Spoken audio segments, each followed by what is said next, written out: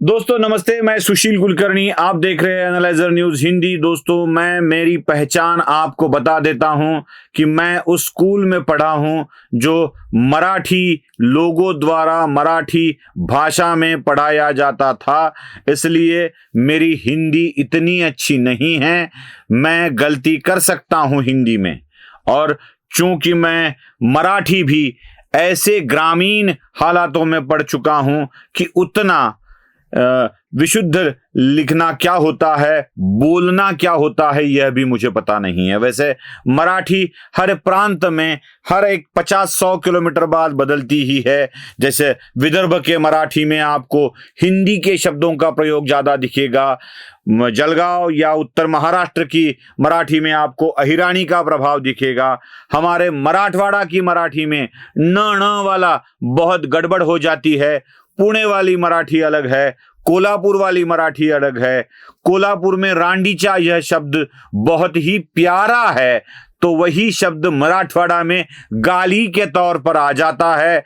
कहीं अमरावती वाला आपको मिल जाए तो ये गिल भोकात ऐसा सहज वो बोल देता है, लेकिन वही शब्द अगर मराठवाड़ा या पुणे में इस्तेमाल किया जाए तो गंदी गाली लगने लगता है।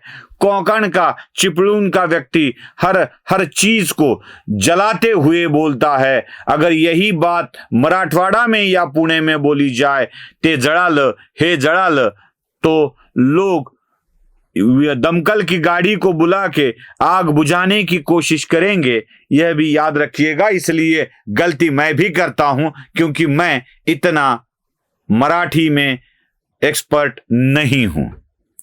लेकिन मराठी का झंडा कंधे पर लेकर, मैं मराठी का झंडा कह रहा हूं, मराठी को कंधे पे लेकर नहीं कह रहा हूं।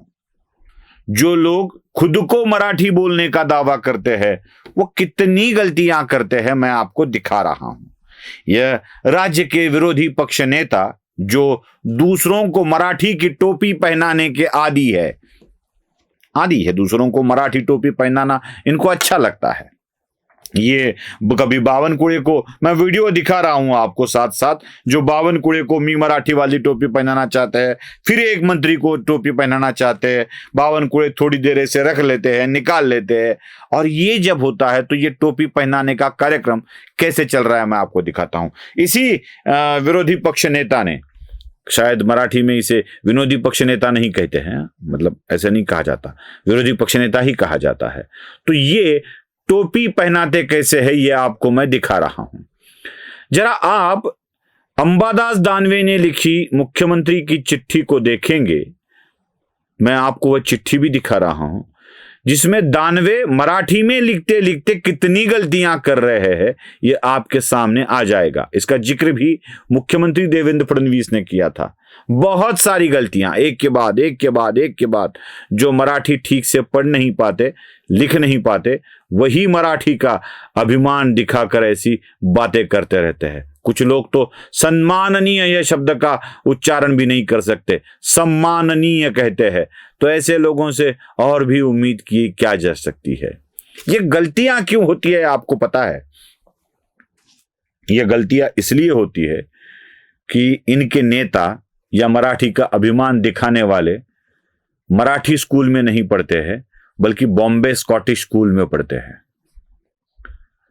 मुंबई में इनके घर के ही इर्द गिर्द जो मराठी की बड़ी बातें डींगे हाँकते फिरते हैं, इनके बगल में ही बॉम्बे स्कॉटिश स्कूल है।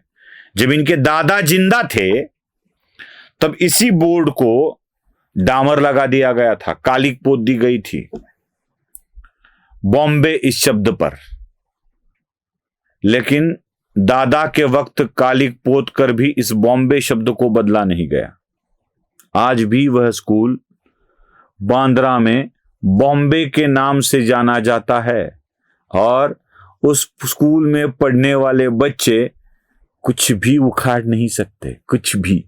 आज तो कालिक भी लगा नहीं सकते, इतनी दुर्गति है। और मैं बता दूं, जिस बॉम्बे शब्द से इनको नफरत थी, जिस मराठी की ये डींगे हाँकते फिरते हैं, उस बॉम्बे स्कॉटिश स्कूल के पढ़े हुए विद्यार्थियों के नाम आपको गिना रहा हूं। बाद में बताता हूं कौन कौन पढ़ा है, लेकिन पहले कुछ नाम सुन लेना आवश्यक है। अमिताभ बच्चन जी, नहीं वो अमिताभ बच्चन नहीं पढ़े वहां पे। अमिताभ बच्चन के बेटे अभिषेक बच्चन जो ऐश्वर्या राय के पति है, उनकी और एक पहचान है, वो अभिषेक बच्चन बॉम्बे स्कॉटिश स्कूल में पढ़े हैं। मेरे लिए तो ऐश्वर्या के पति यही उनकी पहचान है, क्योंकि ऐश्वर्या अच्छी लगती है भाई। आज भी मुझे ऐसा लगता है कि उस फिल्म में ऐश्वर्या अमिताभ के लिए डांस करती थी, वो नहीं क्या कजरा रे गाना अभिषेक के लिए किया, ऐसा नहीं लगा। वहां पे तो ऐश्वर्या और अमिताभ इन दोनों का ही, छोड़ दीजिए मैं कहां फिल्मों की बातों में उलझ गया। जितेंद्र के बेटा तुषार कपूर भी इसी बॉम्बे स्कॉटिश स्कूल में पढ़ चुके हैं। यश चोपड़ा के बेटे उदय चोपड़ा भी इसी बॉम्बे स्कॉटिश स्कूल में पढ़ चुके हैं। महमूद अली के बेटे लकी महमूद अली भी इसी बॉम्बे स्कॉटिश स्कूल में पढ़ चुके हैं। बासु भट्टाचार्य के बेटा आदित्य भट्टाचार्य इसी स्कूल में पढ़ चुके हैं। प्रेम चोपड़ा नाम तो सुना होगा आपने, उनके दामाद विकास भल्ला यह भी स्कॉटिश स्कूल में पढ़ चुके हैं। आप बोलेंगे ये नाम क्यों गिना रहे हो भाई, जो नाम गिनाने हैं, जो नाम दिखाने वो दिखाओ ना। चलो वो भी दिखा देता हूं। मराठी का अभिमान जिन्होंने अपने बच्चों के अंदर भरा, उन बाला साहब ठाकरे के बेटे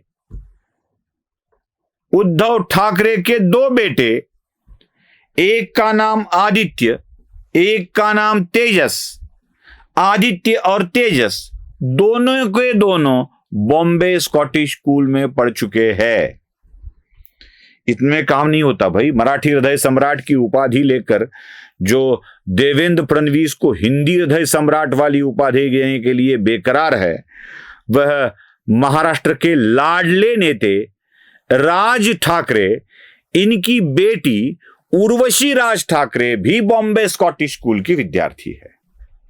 जब आप बॉम्बे स्कॉटिश स्कूल में पढ़ोगे तो मराठी लिखते हुए, बोलते हुए इतनी तो दिक्कतें आएगी ही ना।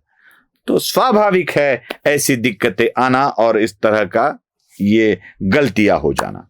बात गलतियों की नहीं है, बात सिर्फ गलतियों की नहीं है। बात यह है कि आप आंदोलन करके बॉम्बे का मुंबई नहीं कर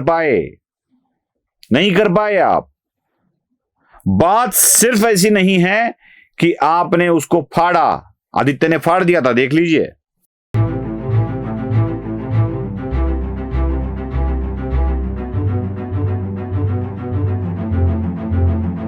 देखा, आदित्य ने जिस जीआर को फाड़ा है वह जीआर भी उनके पिता द्वारा लाया गया है, उन्हीं के पार्टी के लोगों के समर्थन द्वारा लाया गया वो जीआर था।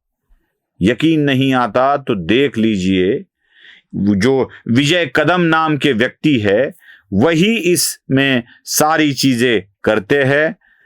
प्रूफ के लिए विजय कदम की सिग्नेचर दिखा रहा हूं, उसके रेफर किए हुए सारे चीजों के पन्ने दिखा रहा हूं, विजय कदम के फेसबुक का स्क्रीनशॉट दिखा रहा हूं, और इसी रिपोर्ट को उद्धव ठाकरे ने स्वीकृत किया था, इसके प्रूफ भी DGIPR द्वारा दिए गए प्रूफ भी दिखा रहा हूं।